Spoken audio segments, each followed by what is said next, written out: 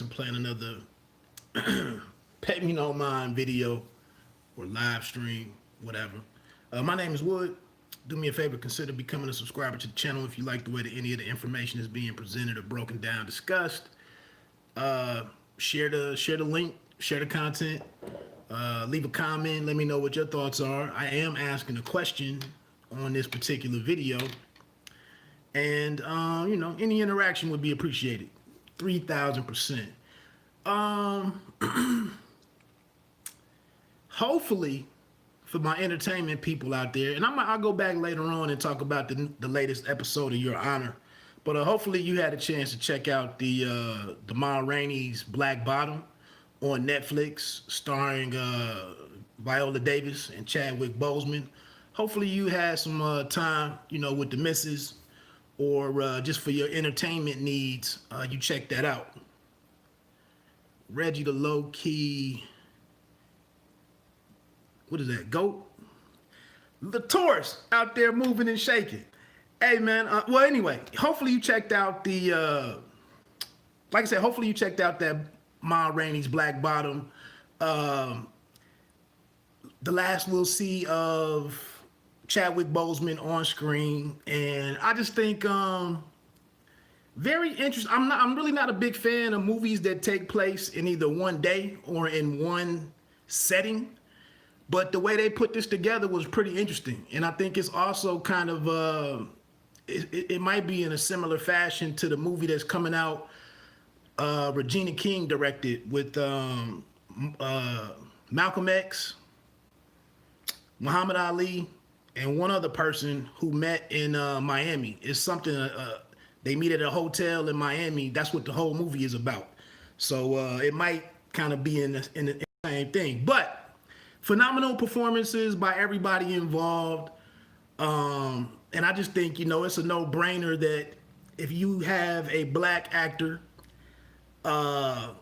look out into nothing and kind of act out an experience with quote-unquote them crackers, and they were either lynched, somebody was lynched or whipped or raped, you're probably going to get an Oscar-worthy moment because, it's that movie. But yeah, I don't know if it was enough. It'll be interesting to see what they do award season and whatnot. But it is a really well done project. Shout out to Denzel Washington. Like I said, shout out and rest in peace to Chadwick Boseman. Good deal on Viola Davis, who did her thing. And Glenn Turman, and the other two, it's actually a brother from The Wire in there that I haven't seen since The Wire. The cat who played Brother Mouzone is in the movie. I couldn't picture where he was from. But anyway, if you didn't check it out over the weekend, check it out. Other little quick entertainment note before I get into this. KRS-One has a new project out called After the Protests or Between the Protests or something. I listened to a couple of joints on there. It's not bad. It's really not bad. I know you like KR who, but nah. I'm gonna check out the rest of it and get it and get a full idea of it. Moving on to the boxing talk. I saw a lot of talk out there last night and then this morning. I guess when we come to taking a look at Spence and maybe becoming critical of him or hating on him or disagreeing with how he's moving his career, I don't really know what we can say. I mean, he's done the work to be able to move in certain ways. He's established himself as a pay-per-view guy. I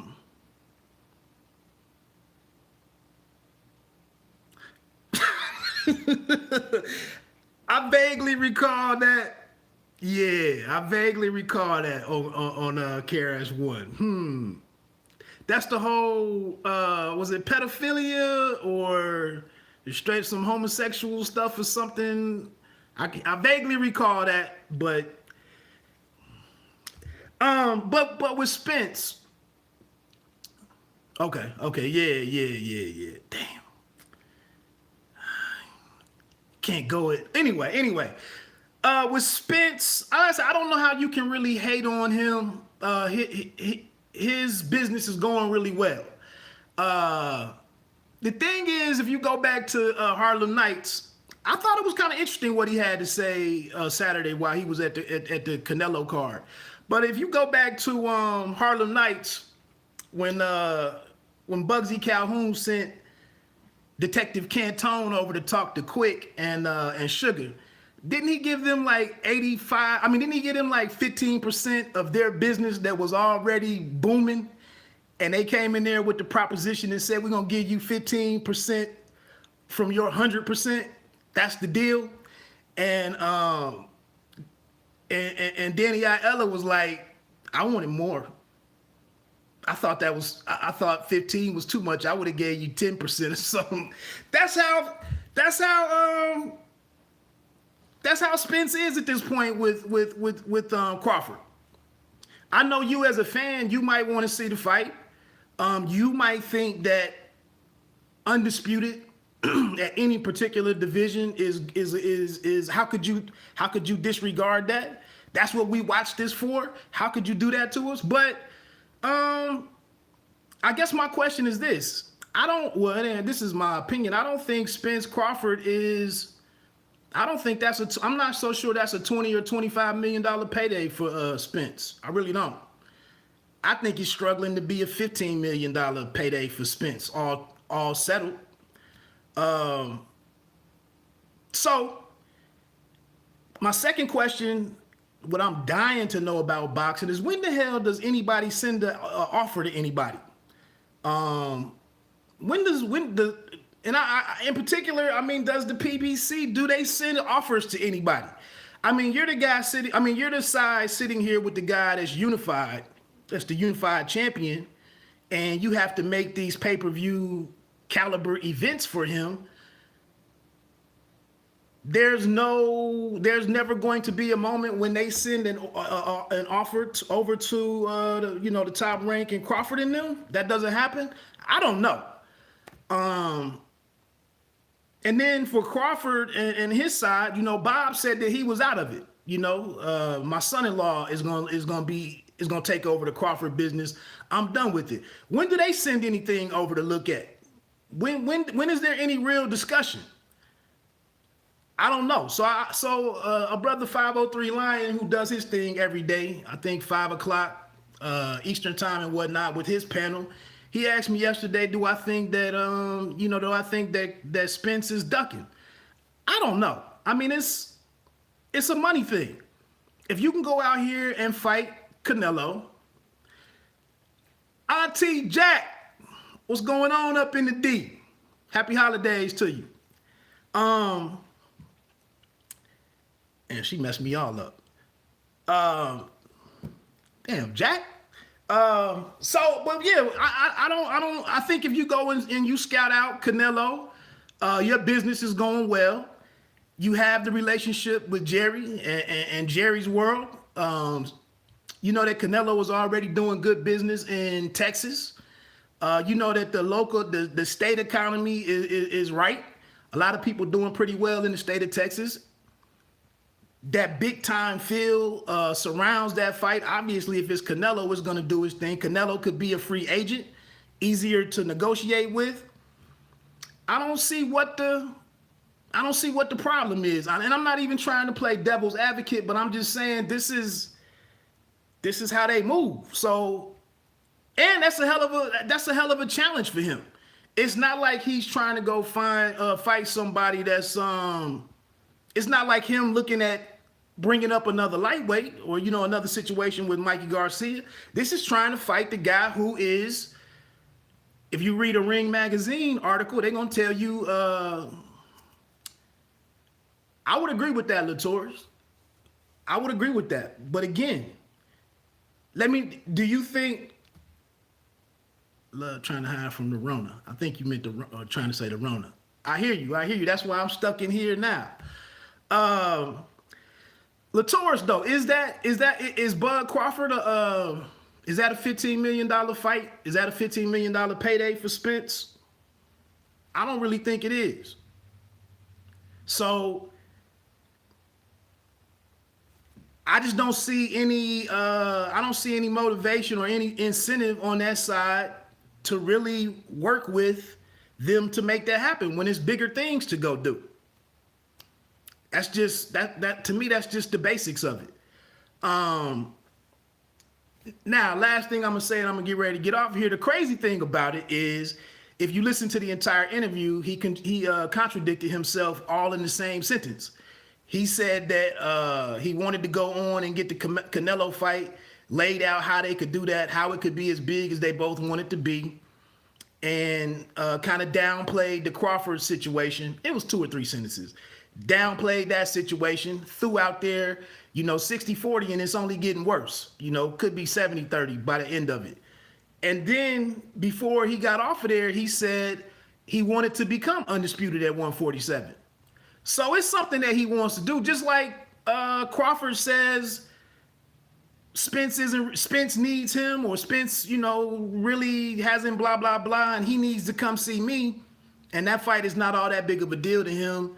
But then he comes back regularly and speaks on that fight and speaks to that fight and wanting to see it happen. So both of the guys want to fight each other. But again, who's going to pay for it? It's a fight that would draw most every casual black fan to make it a big event and set him up for the bigger fights, in my opinion. Low key, Floyd, Zab. Yeah, but I just think, I'm not disagreeing with you, Latours. I'm just saying,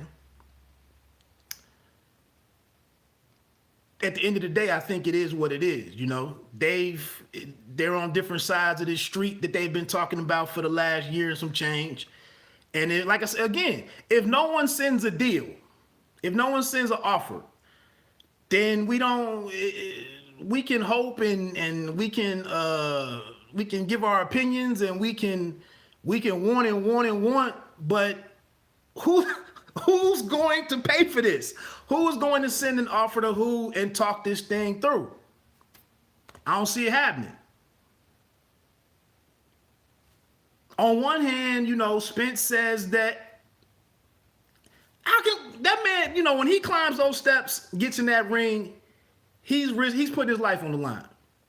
So if he's made it up in his mind that the best direction for me to go is to go chase the biggest bag that's possible, and it is a credible fight, it'd be the best fight, the biggest fight of his career. That's what you go do, I guess. I don't like the fact that he's kind of disregarding the fact and scoffing at the fact that weight divisions mean something. I don't like the fact that he's trying to just, and I know we think that he squeezes down to 147 or the weight bully thing and all of that, but to go up for your first fight, and that's the thing, like Canelo isn't even really talking about hanging around at or being down at middleweight. He's talking about operating at 168. And probably with Saturday's win, lines up a couple of different things for him that are more attractive at 168. So I get it that Spence could be spinning his wheels and even trying to pursue that fight. But again, he really can do what he wants to do. And like I said, Top Rank, when are you going to send an offer? We've already heard an offer be negotiated or shared to the public on a Porter fight or a potential Porter fight. We've never really heard anything. I believe in fighting with twins gives him confidence. Canelo not thinking about him at all, though. Basically, that's it. Yeah. I mean, I'm sure he has something to go on. Another thing that I like about Spence, it's not like it's just him. I do like the fact that his father is heavily involved in making these fights. It's another thing just to criticize the fighter, just to criticize the individual. It's a lot of other people in play who have influence and who are looking at the business side of things and looking at it as a team and, determining what's the best direction to go in. So again, I don't know how he gets, and I think him going to the fight, that's part of trying to get the discussion started with Canelo.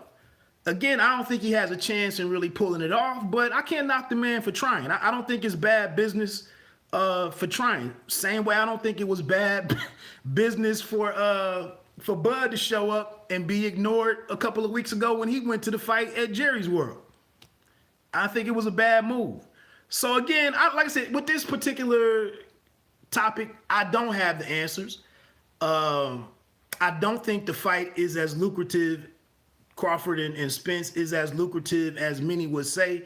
I do think it's a great fight for the United States, and in particular, black boxing fans. I think it is awesome. But there's obviously some other things at play that won't let this thing come to fruition, and really won't even allow any earnest discussions to be held to even try to bring it to to fruition. So I don't know.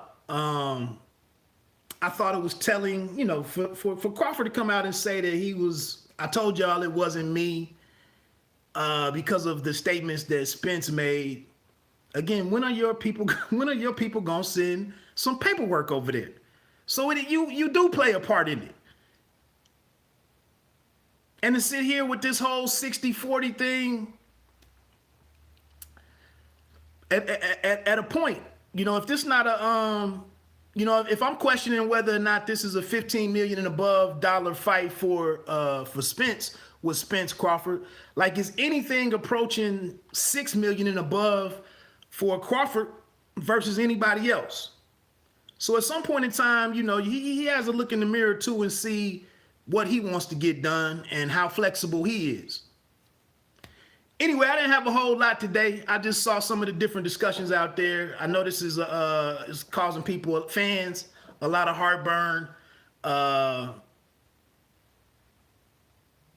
It's crazy to see people kind of turning on Spence a little bit because maybe he's not he's not really pursuing what they wanted to do. But like I said, you tell me that if they were to get it done and announce it, you tell me that Canelo Spence doesn't become a very a highly anticipated fight.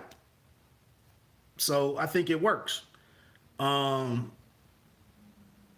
It's just the nature of the business. Anyway, let me get on off here. Like I said, man, I hope you checked out the Ma Rainey's joint on Netflix. I think it was really good, and I think it was even a little bit better with getting to see Chadwick Boseman in a different light. We haven't really seen him kind of be this kind of character. If you've seen it, some of the language that he uses, his character is pretty surly. What up, though? I don't have no dog in the fight. I just want to see it. Yeah, bro, I'm right with you. Sheldon, I was just saying, you can go back earlier in the video. I'm about to jump off here. But anyway, that's it, man. Taurus Harrison, you need to text me later on and tell me what you got for KRS-One's new album, man. How do you score it? You said you can't rock with the man off of one. You hardcore, bro. You hardcore. Hey, though, the first two songs on there, because I was ready to skip past it. I get to it when I get to it. It's one of them albums you don't tell nobody I even listened to it. But the first joint is really fire. It is. I mean, I was kind of shocked. And then he's also got a song on there, Black, Black, Black. I was actually going to send you the link to Black, Black, Black because of some of the topics that he talks about in that one. I want to know your thoughts on it. But yeah, man, we'll see. Not everybody can do what Buster did. I'm out. Bite down, boxer. Don't let them count you out. Pay me no mind. Sports and entertainment. You don't have to be great to start, but you have to start to be great.